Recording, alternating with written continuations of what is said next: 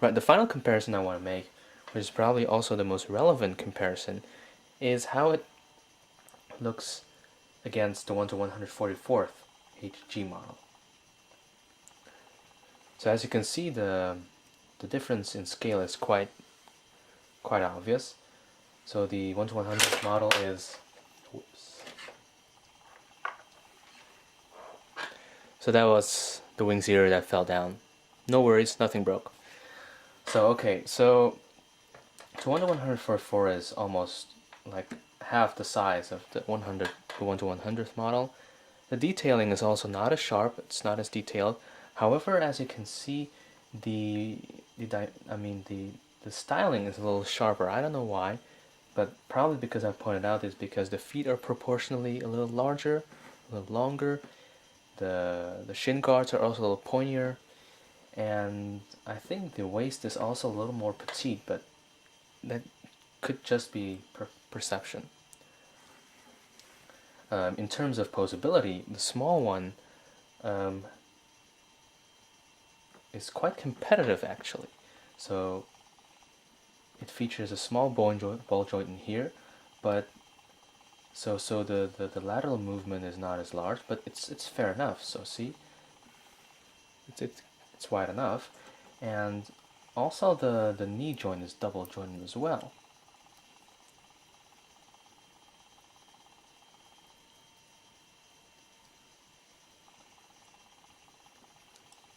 See, it's double jointed as well, so it's pretty impressive.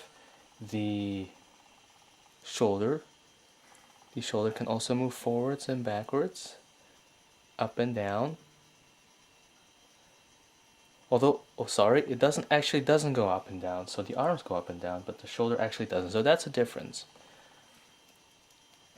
But other than that, the small model is quite impressive, in such a way that I can almost quite confidently say that the 1 to 100th model is largely based on its smaller brother. Alright, so in conclusion, the 1 to 100th 1 to 100th non-scale Exia is quite a nice model. The details are nice. The proportions are, in my view, very nice as well.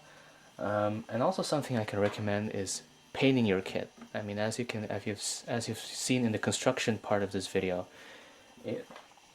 it's a large part of the fun.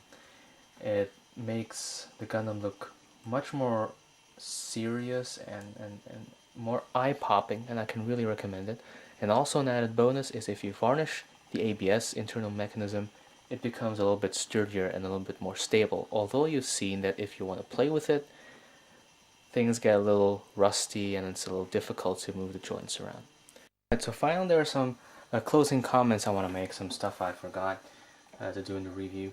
So the last parts of movements that I want to show you is the legs. The feet. So the feet are ball articulated, so they move quite nicely. And they're also double articulated, which is very double articulated. So this is pretty rare for non-MG models. So the feet can move forward a little bit, and they can move like this as well. It's very limited, but it's there. So it's great for certain poses. All right. So another thing I want to show you is some really crazy movement in the waist. So here you can see that the waist has some standard movement here, so there's a standard wiggle, but it also wiggles laterally. See?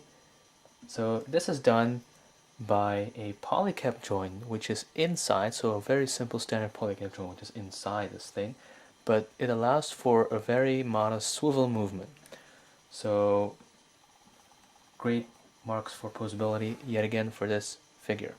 So to conclude, the 1 to 100th Gundam Exia is a great model kit, great posability, although the hip joint is kind of unstable. All the armaments are there, the modeling is great, the proportions are, well, they're not as sharp as the anime or an artist shop versus 1 to 144th model, so it's a little chunkier, but it still looks very, very nice. And so yeah, so good marks for this model kit. I'm looking forward to the MG model as well, but for now, I'm very happy with this one. So there you have it. Oh yes, and one more final thing I want to mention is please be on the lookout for the review photos that I'm going to publish. So on the link provided on the side of the video, so be sure to check that out. Alright.